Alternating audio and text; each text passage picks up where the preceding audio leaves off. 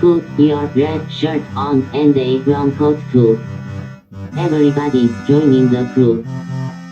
We got just one drink that we rule them all. Hope you remember your thoughts.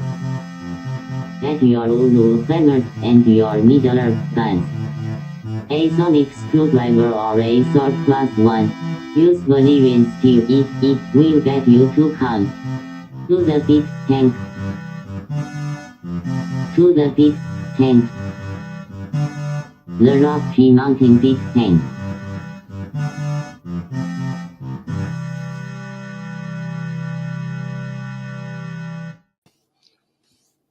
Hi, I'm Guy. Hi, I'm Troy. Tank Geek, this is. Oh, there we go. And this is Geek Tank. There we go. Your correct sized podcast. So, I don't know if you heard what was going on, but Kirstie Alley passed away. Yes, from what I saw, it was cancer. Cancer. Hi, David. So, as they say, F cancer. Yeah, F cancer. F in the chat, and David's in the chat too. Don't F David. Don't F David though. We like David. I mean, we like him and a lot, if it's meant in a loving way, then it's okay. But yeah, I mean, I guess if that's your proclivities, yeah, with consent. Yeah, it's a thing. First time I remember seeing anything by Kirstie Alley was Runaway with Tom Selleck. Oh yeah. Oh, that was a good movie. Except it had the mechanical. I had seen that after Star Trek 2. So Kirstie Alley, the first time I ever met Kirstie Alley ever in the universe of the universe was Star Trek 2. So yeah, and of course she went on to Cheers. Yep.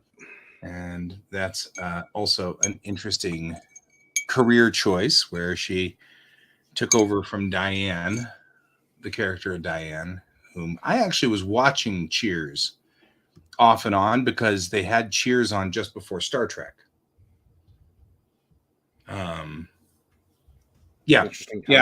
David's right. We should probably clarify this is not Robin Curtis Savick. This is the Kirstie Alley Savick, who only was in Star Trek 2. Oh, okay. So I'm assuming they brought back Savick.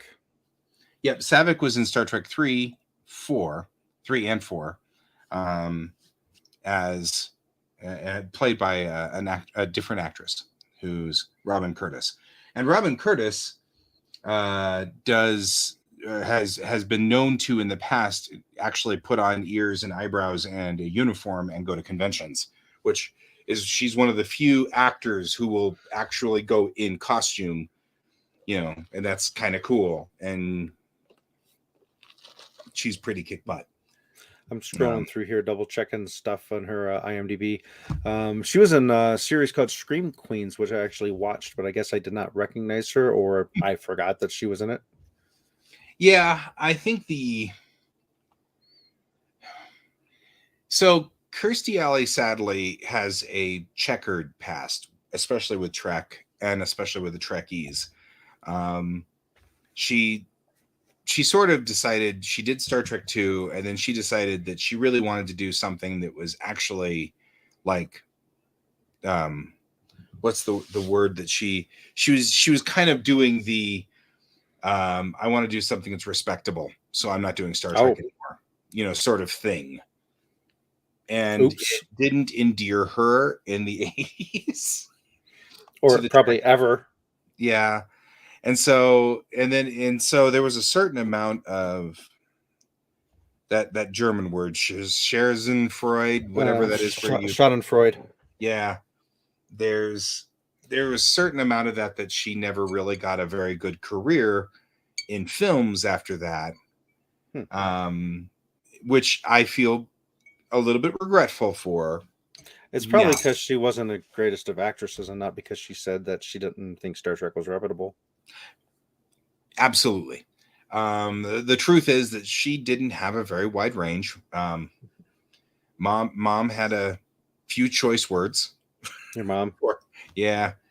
Because I think my mom had interfaced with her somewhere along the line and didn't come out positive with her. clearly I posted this and Bdan has commented as well negatively about her. And I was kind of hoping not to get into that necessarily on that post because I don't want a political fight. Sure. Apparently she was a Trump supporter and on the Trump side and stuff like that. So, well, people with lots of money tend to want to keep their money and can be swayed in that way. So I'm gonna blame it on her greed. I am kind of the opinion that I feel like there's an awful lot of misdirection and misleading information and propaganda going on. So I tend to, nod a little bit and go, you know what? She just fell for the propaganda, and it makes it better in my head. You know what I mean? So it's interesting. Depending on, I'm just looking at her IMDb, and the first thing it has on here is 1978 TV series called Quark, which I'm just surprised. Yeah, which there's only two things before she did Star Trek. So I would have thought she would have had a bigger resume before that. No, actually, she was considered an ingenue when she got into Star Trek. So that was one of the reasons why people were bitter. She got the part for Star Trek and then said, "Oh, good. Now that people know who I am, I can go get a real job," sort of thing. That was like not necessarily. I'm paraphrasing, obviously, but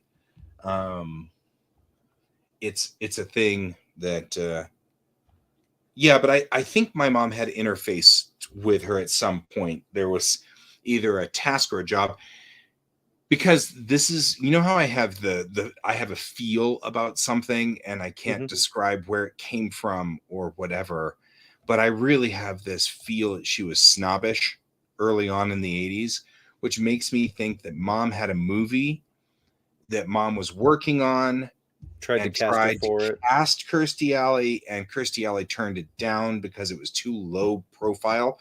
Because at the time, of course, especially here, Colorado movies were considered, why in the world would you go to Colorado to film a movie? It wasn't Hollywood, so so there was a little bit of poo-pooing going on that naturally, understandably offended my mom since she was trying to work in the scene here. So I can't, of course mom's long gone, so I'll never be able to find out. I see, uncredited. Okay, I was like, I never heard of Quark. I guess it's Quark. But yeah, it was Orville before Orville. Oh really? So The Misadventures of an Outer Space Garbage Collector and His Crew. So it was sci-fi, obviously, sci-fi comedy. 1978. Buck Henry was the creator, of course. I feel like part of this is that. So nowadays, I also feel like there was a cultural shift. In the days of the dinosaurs, girls weren't encouraged to be part of fandom, and when they were part of fandom, cultures sort of shifted them out. So you ended up with people who, depending on where they were, where they fell, how they fell on whether they liked science fiction or not. I did experience this a lot with actors that mom was working with. Like I would meet the female actors that she was working with and say, "Hey, do you like Star Trek? Because I'm, 10 years old and I can only talk about Star Trek because I'm ADD and I have no possible filter." And, most of the time looking back on that, you either ended up with, "What's Star Trek?" or you ended up with, "Maybe, but I don't talk about it." Sort of thing. Those were the two responses I tended to get. And I feel like looking back on it with a filter over time, there was a certain amount of, especially to the boomer generation, there was a certain amount of pressure against liking science fiction for women that was changed a lot in the late 60s, early 70s, but it didn't trickle all the way down. Now you get any actor who's in science fiction, they tend to be science fiction nerds of some sort, right? I mean, that's I mean, some examples that stand out in my brain are, Henry Cavill, who has played every Witcher game backward and forward and memorized everything. So when he became the Witcher, that he was going through and going, you can't say this in the script because that, in game 14 and section 3, and he was like quoting chapter and verse to them. And, when he, so that he comes to mind a lot. But when they made the really horrible version of Deadpool in Wolverine, the Wolverine Origins movie, when Ryan Reynolds showed up, he actually had like a stack of Deadpool comics that he was reading in between them doing table reads. So he had the character inside and out. So then when they made the horrible version of him, that's kind of what spawned him saying, why did you do this to this character? He has a huge fan base, and eventually was able to make an actual Deadpool movie that was closer to the comic. So I get that geekdom type thing.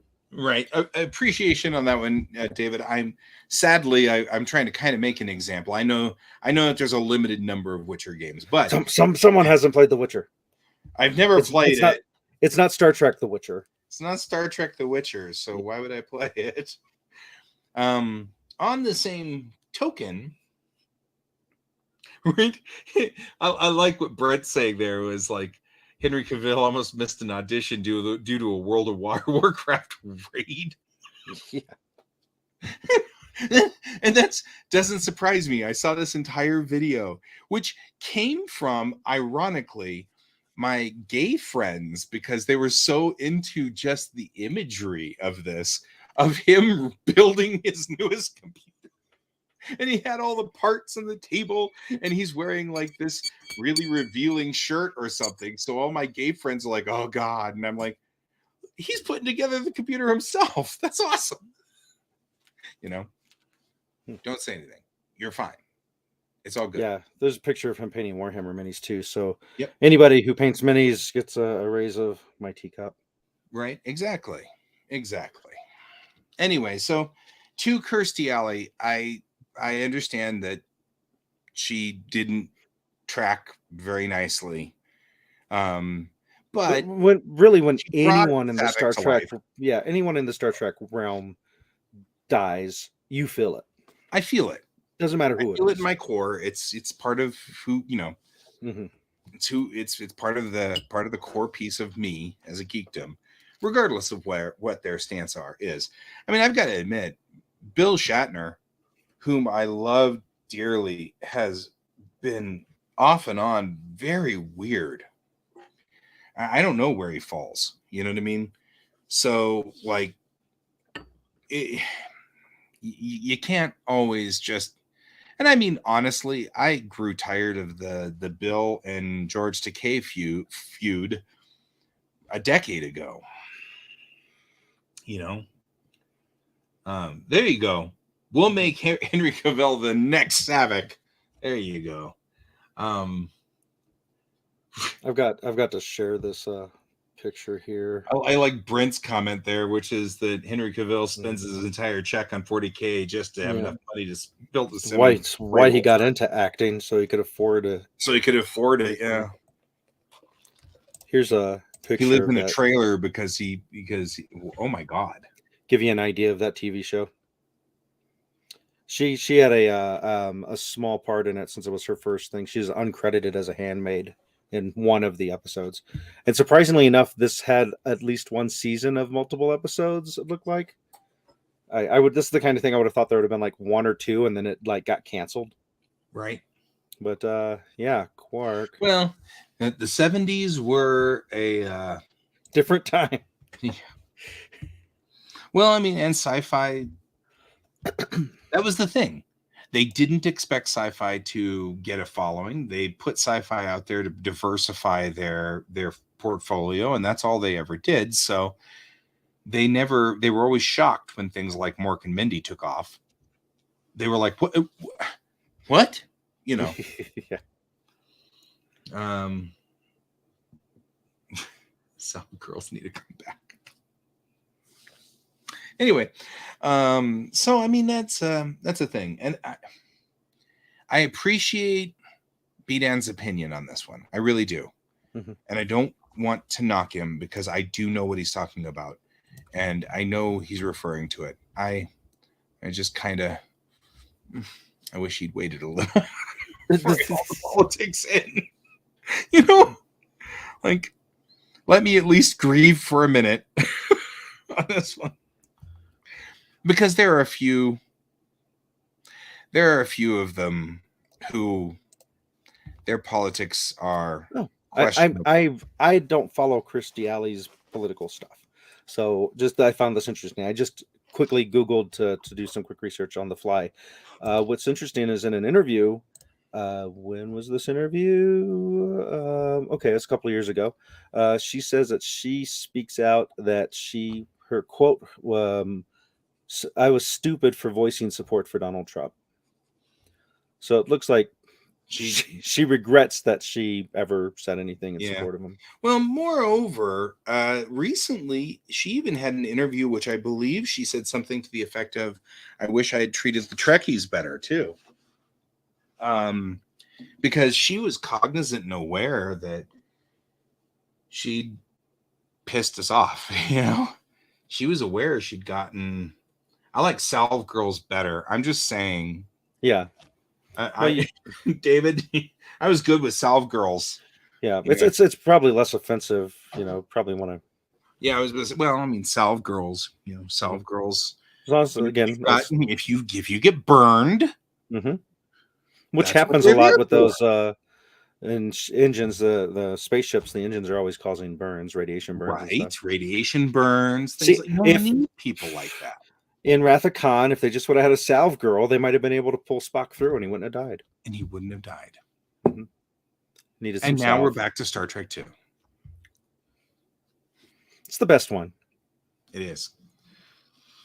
It is definitely the best one. What's your favorite Star Wars movie? Star Trek 2? You're right. I'm going to have to give that as my legitimately. You're not wrong. What was it?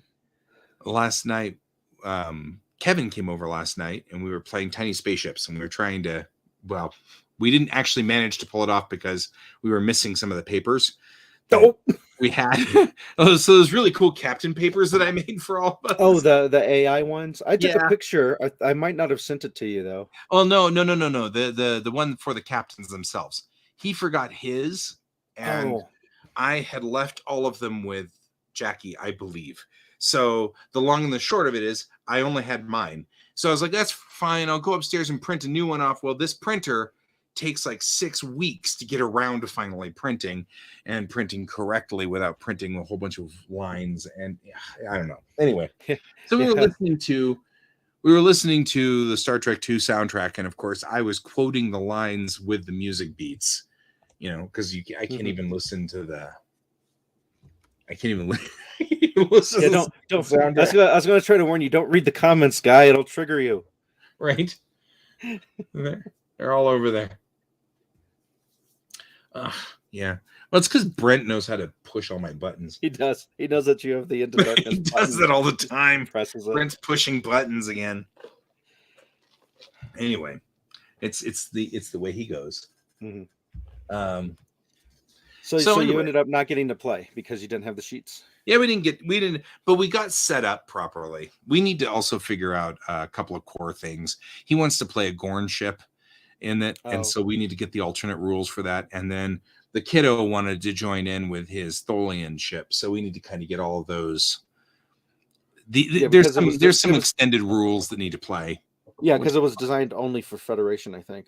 Yeah, which there are bootstraps out there for it, so you can just strap in something else because they've got these extended pieces, and it's not a big deal. It won't be a problem. We just didn't have it, so which is fine.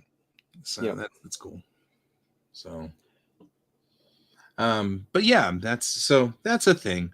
I am a little concerned about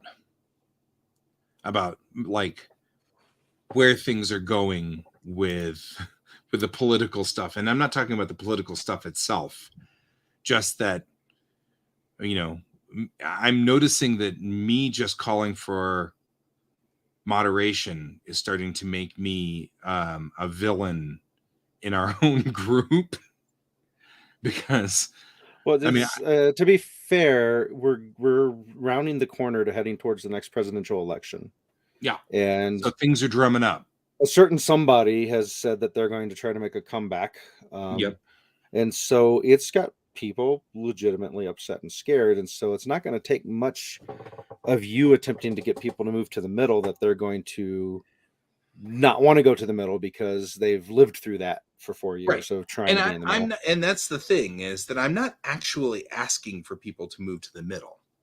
That's the problem that I've got. All I'm saying is just don't jump to conclusions. You know what I mean? Like, that's what I'm really asking for. For example, when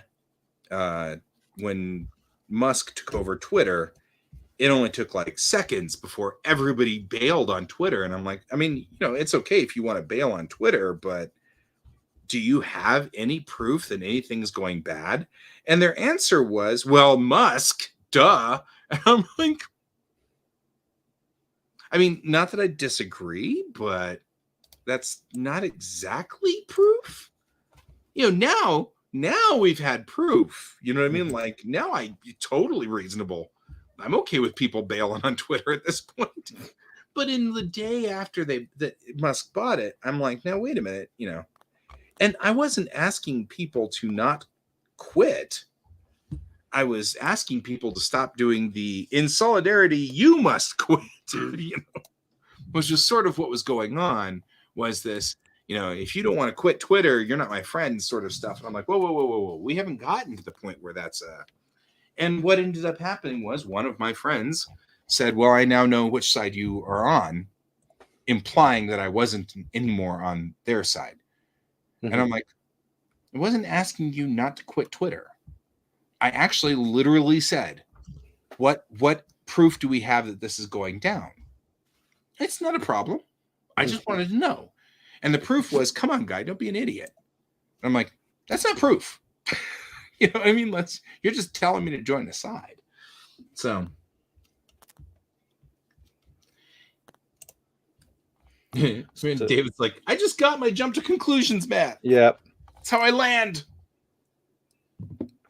So I think they finally pulled it down. I was going to respond to that somebody said the thing about the Constitution, and I was just going to read word for word what was actually posted by Trump on Trump's Twitter. Because from what I've seen, Trump is the one who said that. But you know what? I didn't really necessarily, because I actually do wish to respect. Yeah. Taunting Brent is fun. Yeah. You know, half the time when a person doesn't even know what they're saying, how do you hold them accountable for the things they say if they don't even understand what they're saying? Right. But the problem that what I'm trying to say is I'm not trying to take sides, but I see people. But by not taking a side, you take a side, as much as you hate that. So that is the same kind of stuff. I know where I land politically. Mm-hmm. I'm very comfortable with my political alignment. I'm not interested in the other political side. I'm not asking for that. I'm not asking even for people to be moderates and in the middle. I'm just saying I've had enough proof now that people are manipulating people that I can't be sure that I'm not being manipulated. And therefore, we should terminate language, or we should remove or ostracize, or, you know, dramatic action. I usually say, hey, before we go to that point, before we do something we will regret, we better double check. And so I usually ask, double check, please. And then if I get, you're just not on our side anymore, then I'm like, and that's where I get worried. Mm-hmm. And that's what I'm talking about. I'm not asking for moderation. I'm not asking for people not to be mad. I'm not asking for people not to be scared. I'm asking for people to think twice before they take action. And action is abandoning Twitter. That's an action. Before everybody jumps on the same boat and abandons the social media site, especially one where I have to use it to further my comics, for better or for worse. So, I mean, it's one of those things. Before that happens, I'm just asking, hey, before we make these, because people are starting to take actions now. People are losing their jobs. People are losing their livelihoods. Action is being taken. And it is happening kind of suddenly. Everybody just sort of mob mentalities people out of existence. And Stephen Pastis wrote a comic in Pearls Before Swine, which was very, very prescient on that. And that was the, hey, so-and-so said something. That's terrible. Let's go get him. And they all burn down his house. And then it goes, oh, I misread it. He really said this. Oh, well, that's fine. And they walk the other direction. And the guy standing there in his house is burned down. And that's kind of what I'm saying. I'm not asking people not to be mad. I'm not even asking people to be moderate. I'm saying before we take action, though, because we are taking action and people are taking action that's hurting people. And every time you hurt somebody, they have a legitimate reason to hate you. You know what I mean? And that's part of the problem. So I thought every time you hurt somebody, an angel gets their wings. An angel gets their wings. And I have once again rambled. And I didn't mean to ramble. Yeah, I think that you get a lot of the pushback that you get because what you're trying to do legitimately is a tactic that is used illegitimately by another side trying to goad someone who is saying something that they disagree with. So example, the Twitter thing, by saying, are you sure Musk is doing something wrong? Legitimately asking the question is the same kind of tactic that somebody who is on Musk's side would say to somebody knowing he's wrong, just to kind of push them or do that thing. So I think that's why you get that. I absolutely agree. I think you're right. I think and I don't know what else to do except what I've been doing, which is just let everybody attack everybody and watch it. Mm-hmm. But I feel very strongly that we are entering into a situation which may roll itself wildly out of control. And I'm not alone. I know that there are many people who are watching this, and it's what you're saying. Mm-hmm. Inaction is a choice. You know what I mean? Yeah, I think your best bet is just to say, hey, I missed what happened. What did Elon Musk do? That way, instead of asking if they're sure, you prep them to now give you their side of what they saw. Possibly.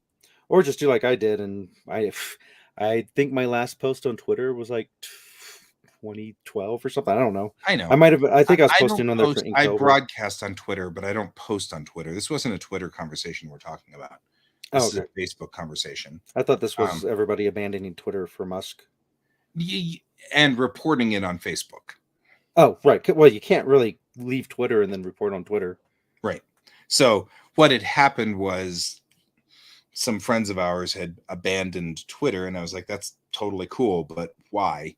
And well, because Musk. And I was like, okay, but what's Musk done to validate leaving Twitter? And well, he's just Musk. And I don't know. I've had this discussion not just in that thread, but in other threads where they're like, well, we know that you like SpaceX, therefore you're a Musk fan. I'm like, well, not really. Space exploration fan. I'm a space exploration fan. I'm behind anybody who's got rocket engines. Mm-hmm. Heck, I'm a fan of Energeia, and that's Russian. But I'll back them if they can get anything into orbit. You know what I mean? I like Long March rockets. That's Chinese. I'll back anybody who's got rockets. I'm very, very straight up on that one. I'm not necessarily a Musk fan. I never really have been necessarily. I mean, I like what he's done in a lot of ways, but I also think he's a loose cannon. Mm-hmm. But yeah, and I guess you're right. But I mean, the problem is I'm starting to feel, you know, where you are in chess, where you're starting to see 3 steps down and all of the moves suck. You know what I mean? Like, I can't do anything here. I'm starting to feel like my moves are getting limited because I feel like no matter what I'm going, even if I don't do something, I feel like somebody's going to get mad at me for not doing something. That the only option I'll be left with is to join the mob and pick up a pitchfork and a torch. You know what I mean? Like, I'm feeling very much like, even if I don't think this is a valid thing, I feel like it's astonishing how I'm watching the mob mentality work in real time. And it's not just one mob, it's 2 mobs, you know? Mm-hmm. So I'm going to, since we were talking about this earlier, we were talking about, at Mile High Con, our friend Jackie, our engineer Kevin, Guy, and myself played Star Trek Attack Wing. Alliances. And it's built so that all the people playing are on the same team, and you're playing against a written AI for the steps of what the bad guy does, with a little bit of randomness in it, because I think there was some dice rolling involved. But in any case, it's supposed to be a campaign, so the more games you play, the more experience you get, and the more your fleet upgrades. And so we had these character sheets that we were using here, and this one was mine. And so you get to spend skill points on some things. And just so you know, my captain's name was Captain Reginald Crunch, so Captain Crunch. It's important, man. It is. But it's kind of neat if you're into Star Trek Attack Wing, but are having trouble finding people to play against. You said it's called what again? Alliance. It's called So Alliance. It's called Attack Wing Alliance. So if you look it up, you can find some AI stuff. So you could play some games by yourself if you wanted to. Yeah, the AI card is fascinating because it's just one card, but it has all the rules for AI function.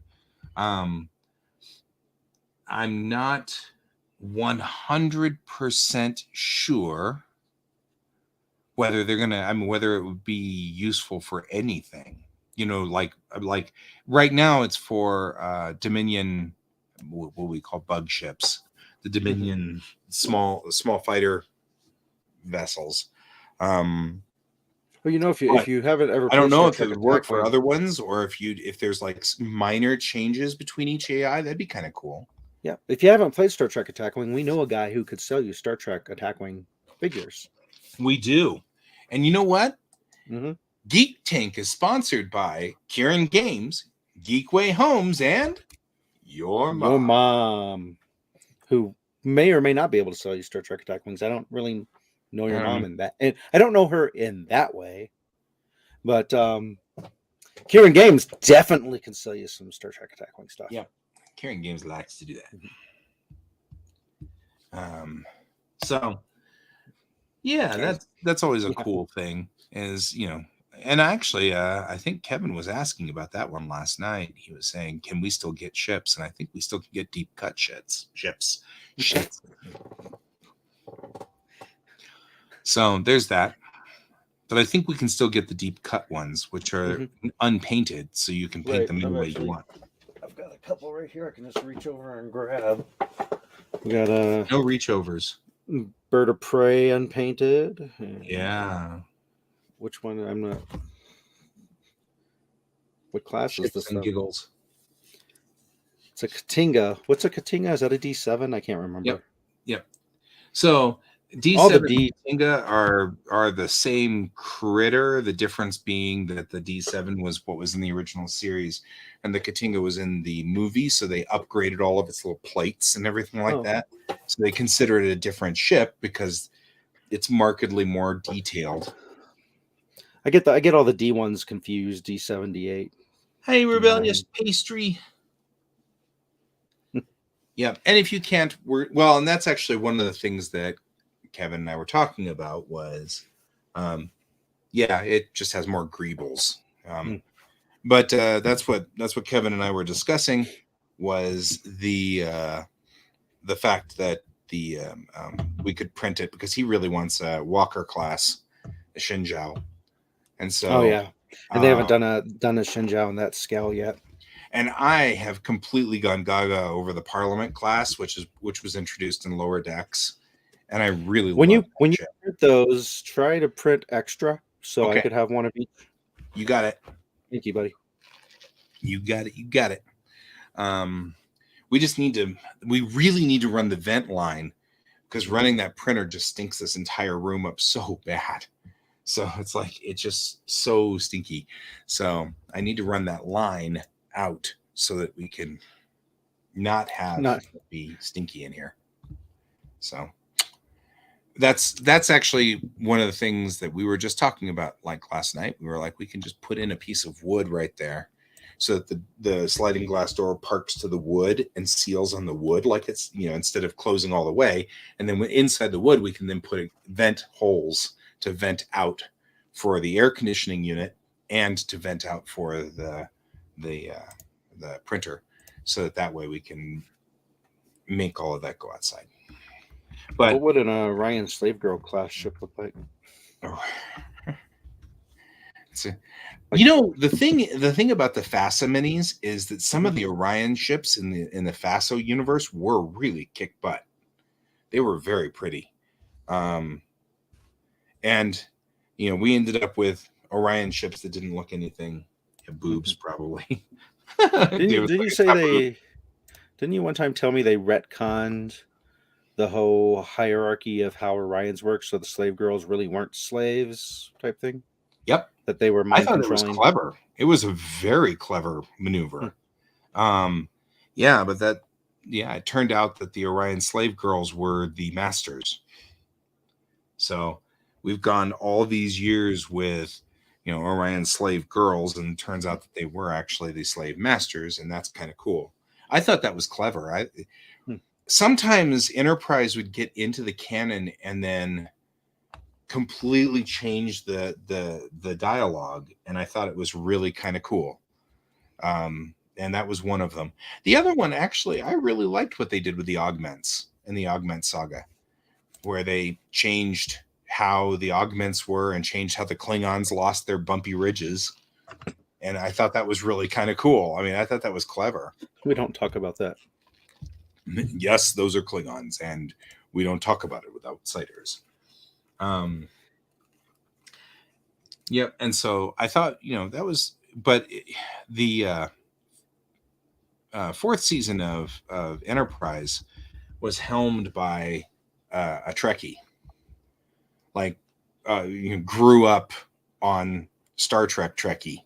Mm-hmm. So so when he went in there, he was one of those people that had his name was Manny Koto, and he had the encyclopedic knowledge like you find with the Trekkies. So, they would bring a script to him and he'd be like, oh, you can't do this because in episode 14, they did this. And in episode 23, they did this. And then in TNG, they did this. So that can't work. So you're going to have to rewrite this entire scene. And he was doing that kind of stuff. And then he would go into the table reads, and then he'd go into the writer's room and say, why don't we do something with, Orions? Let's bring them back, but we have to do them this way, or this way, Agreed, David. Agreed. Enterprise season 4 was kick butt, except for the last episode. Well, and Stormfront Part 2. I mean, to be fair, Stormfront Part 2 is also a little scary. So the first episode and the last episode, you could pretty much skip. All the ones in between, though, nice. The Vulcan Forge saga, that was pretty cool. The Augment saga, those were really good. Even Terra Prime, which was kind of weird because it had Colonel Green in it, Mm-hmm. So yeah, they did what they could with Stormfront Part 2. That's that. At some point, I'll get back to watching the good episodes of Enterprise after stopping after the bad episodes. Yeah, where'd you stop? After the bad episodes. We missed a few and came back and we're like, wait, he was dead. And then that's when years later, when I told you that, you're like, oh yeah, he's from one of the mirror universes and it got replaced or something like that. After the one character died and then was back. I want to say it was Malcolm. Spoiler alert. Which of the characters in Enterprise died, but then actually was replaced? I think you're confusing it with Discovery. No. Enterprise with Scott Bakula. Uh-huh. Yeah. There was a character who died. Tara and I missed a few episodes. We came back, and that character was no longer dead.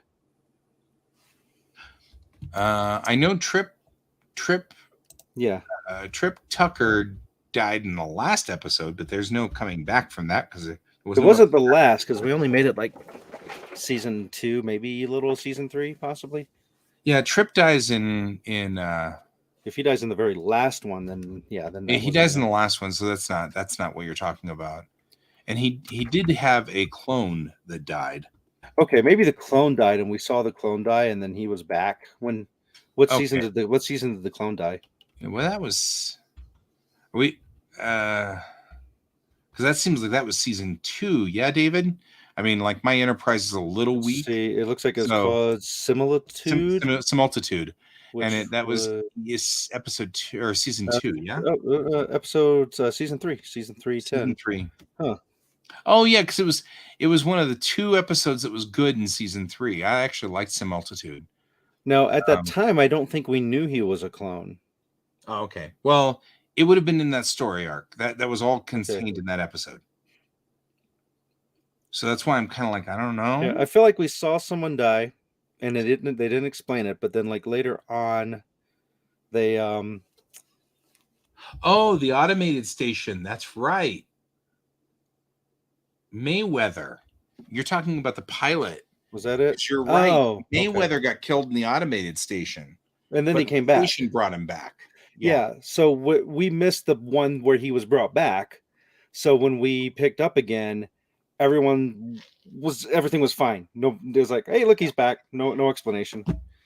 And this was back in the times when we couldn't just look up episodes online and catch what we missed. Or ask me or whatever. Mm-hmm. Right. Yeah, that makes sense. Yeah. But anyway, around that time, that was that wouldn't have been the ones that I mean, especially in season 3, I think E Squared and Twilight and Similitude are all I actually ever watch out of season 3 ever. The rest of them are all Xindi arc, and I hate it. so automated I hate it. I hate the Xindi arc. Yeah, the what was the name of the episode? I'm looking for it.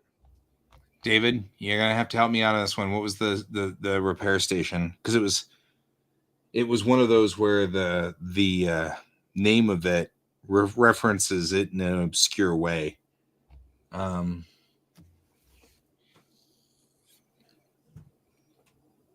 Yeah, I've got to admit, the Hoshi holding her boobs was a good scene. Where she lost her shirt. So it wasn't that they fell off and she picked them up and was holding them. No, she lost it because she fell down from the ductwork above.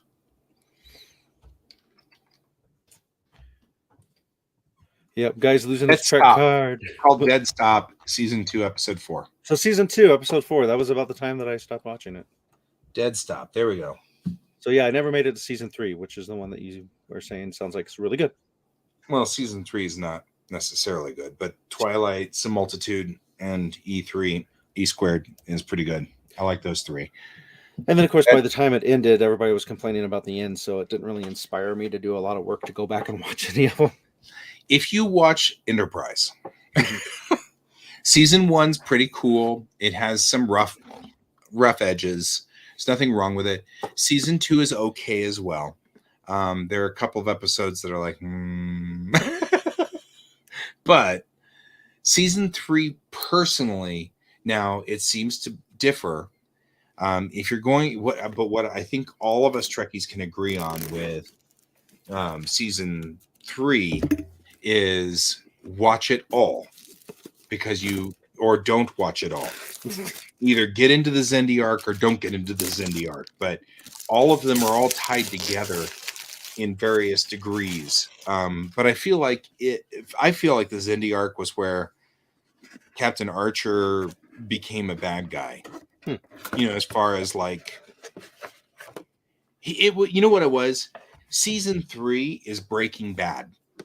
And it's the same reason why I don't like Breaking Bad. The world just gets crappier and crappier and crappier for the Enterprise, for the NX-01. And the choices that Captain Archer gets stuck with are worse and worse and worse until he starts compromising his morals. And I didn't like that in Breaking Bad, and I didn't like that in Star Trek, and I really didn't like that in Star Trek. You know what I mean? So the ones that I like out of that one are the 3 episodes where they just said, you know what, we're just going to suspend the Xindi arc for this episode and do this other thing. So, well, that's what I mean. That one, Twilight, is what you're talking about, David. That's one of my favorites. Twilight's actually one of my favorite Star Trek episodes. And that's in the middle of season 3. And Twilight is an exquisite Star Trek episode, and I love it. But it's totally what you're talking about. It sounds like they were trying to go for some of the darkness that was in Deep Space Nine. Yeah, but not in the same way. See, this is the thing.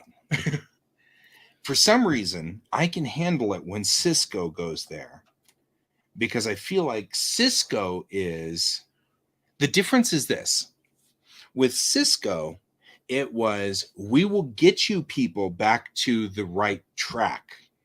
I might have to go to some dark places to get you people back to the right track, but we're going to get you back to Starfleet. Whereas in season 3 of the Xindi arc, it's, yeah, this is pretty much it. We don't have really rules for why we shouldn't be doing this. So we're just going to keep getting darker and darker.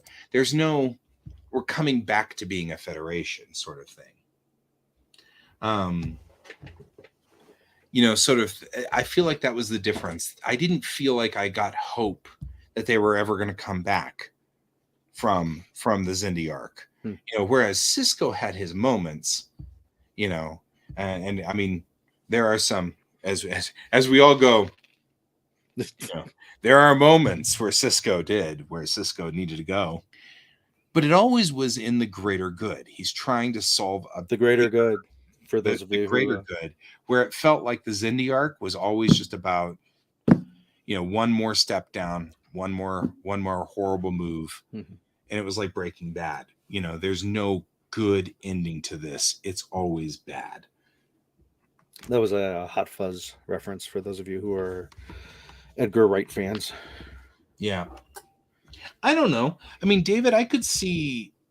You're right. I mean, I do agree that Cisco was always moody and dark as a character. And there was a certain amount of, he was, but I felt like that just gave, but I don't know. I don't feel like that's the same thing. I feel like you and I, David, have had this discussion once or twice too. Yeah. Season 3 ends with Nazis. I think that's in and of itself the way, just a poster right there. Now, are they Nazis in space? Oh, look, we're going to get dinosaurs. A promotion on our channel. Huh. Oh, I can't boot them here like I can with Restream. Oh, damn interesting. I don't think we've given there's Brent control. Yeah, we can't. Of course, it's only showing up over on Twitch. So only our Twitch viewers are seeing that. We've got a bot over on Twitch. You're right. Those stories. Brent, I felt Brent brought up an interesting thing. Is Phantom Menace worse than Into Darkness? Because I think you and I are opposites on this. I would watch Into Darkness again before I would watch Phantom Menace, just because I would have fun making fun of Into Darkness, whereas I don't have fun making fun of Phantom Menace. It's just hard for me to watch. Yeah. Well, and I would watch Phantom Menace all day long before I'd ever get near Into Darkness. Right. I mean, I think you'd have to start pulling fingernails out before I start watching. I mean, I'm like, I have to watch Into Darkness. I mean, I probably ought to watch Into Darkness again at some point. Because you hate yourself? Yeah, because I hate myself. But I mean, as Brent has been making jokes about my Trek card, I think I've seen it once. I saw it in the theaters with you guys. I was with you, I think, at the time. Probably. And I think that's literally the only time I've ever seen the movie. I have it. I have a copy of it. I have 2 copies of it because I have the DVD and I have a digital copy in my library. I was gonna say you can have one copy to throw against a wall. Because for completion's sake, I have to have it. But I don't think I've seen it since the day that you and I went to the theater. I have watched. Was it? I can't remember if it was Red Letter Media or it was some. I watched someone's really funny critique of all the stuff that went wrong with it.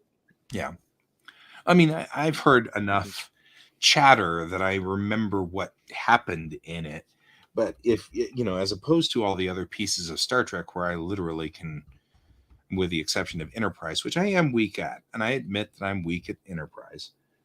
But you saw 4 times in the theater. You know what? I think it was Honest Trailer's coverage of Into Darkness is where. And David, I didn't have a problem with Last Jedi. I mean, I don't think I would call it my favorite Star Wars flick, but it's certainly not the horriblest of them all. But Star Wars isn't my hardcore fandom. That's my thing, is like, my opinion of Star Wars is variegated, but it doesn't necessarily. You're distanced enough that you can't really be offended by what they do.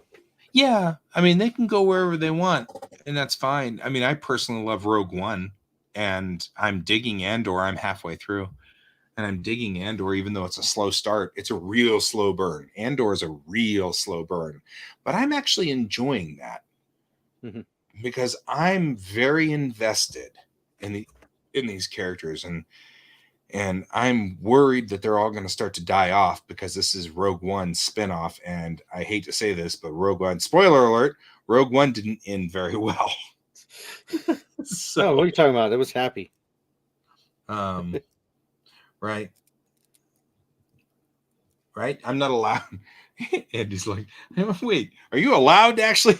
I don't know. Rogue One is on the same level as The Last Jedi for you, David. That's fine. That's cool. You do you. I liked it. So I mean, there's nothing wrong with that. But again, it's the same thing. I don't care. Yeah. But if David wants to get into an argument with me about Into Darkness, I'll get a little heated on that one because we're both Trekkies. You know what I mean? Like, and it's like we're both in the same field there. But if David wants to get into an argument about whether The Last Jedi is a good movie or not, I'll argue the points, but it's not going to get heated. You're not embedded enough to. I'm not embedded enough for, and I've been on Synthaholics before with David, and we've had these discussions, so I know where this can go. It's like, See, he's already starting the fight. He's starting there. And the gauntlet's been thrown down. Yeah, well, there's no problem being able to teleport across the entire everything. Right? That'll never hurt anything. Don't need to put limitations on how far someone can teleport. I didn't mind 2009. 2009 didn't bother me that much, and Beyond was actually relatively decent. Certainly of the 3, Beyond is my favorite. Of the Kelvin timeline. But yeah, so I think you and I both have our biggest complaints about Into Darkness was the lead up to it being released, of how everybody knew it was going to be Khan, but yet they refused that it absolutely wasn't Khan instead of just admitting it. So then, so when it was Khan, we were like, we knew it was Khan. Why didn't they say it? Moreover, he has to sit there and go, Khan, like, which he's never heard of him. It's not like it's not like he had the same history. So it's kind of like, who are you? I'm Khan. But who did we meet each other at some point and I forgot? Right. But who are you? Joe Smith. Oh no! I'm getting revenge on you. Who are you? Joe Smith. Who's Joe Smith? Yeah, I don't know. he breaks the fourth wall. He's so superhuman. Yeah. But yeah. He's so superhuman. He's speaking to the audience. You know what the coolest thing about Into Darkness is, though? There's a bunch of Mega Bloks toys in the line made out of it. Yeah. So it kind of brought Star Trek to the Lego world, but not Lego, the knockoff Lego world. Yeah, I mean, I've got a whole bunch of them over here. Yep. I keep collecting them when I find them. Because I do like them. And that is pretty cool. You know, so. He's got a sinus infection. And it took him out. Carol Marcus in her undies actually is one of the number one reasons why that movie is irritating to me. Because but that's not the number one reason why this very Alex attractive actress in, and we're going to stick her in her underwear on a shuttlecraft just so we can expose her body. Isn't that nice? Right. But Carol Marcus in her underwear is not the reason Alex is not here. So no, Carol. I'm just talking to David. I'm like, that thing. I know. I had sinus issues yesterday, so I totally get how he feels. The airlock scene. No, the best airlock scene came from what was that? Alien 3. That's the best airlock. I thought it'd be in Firefly. That was a good airlock scene. No, the whole sucked out of a hole this big thing with the alien was remarkably horrifying and somewhat I don't know.